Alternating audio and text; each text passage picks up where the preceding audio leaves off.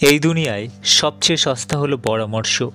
একজনের কাছে চাইলে 10 জন দিয়ে দেবে। আর সবচেয়ে দামি হলো সাহায্য। 10 জনের কাছে চাইলে হয়তো একজনের কাছে পাবে।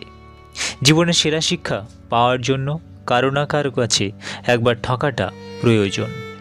খালি হাতে এসেছিলাম, খালি হাতে যাব, ভাবিনি এই জীবনে এত কষ্ট পাবো।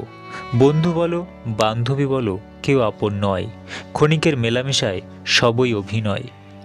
একটি অচেনা পথে কয়েকবার হাঁটলে সেই পথটি চেনা হয়ে যায়, কিন্তু মানুষকে যুগ যুগ ধরে দেখে আসলেও মানুষ চেনা বড় দায়।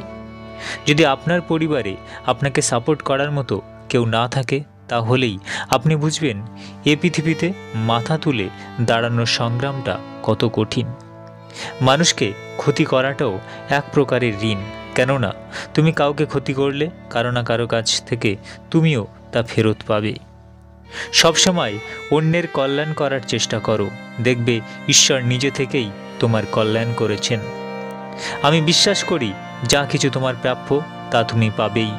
জগতের কোনো শক্তিই তোমাকে তার থেকে বঞ্চিত করতে পারবে না। ধার্মিকতা যাচাইয়ের নিশ্চিত পরীক্ষা।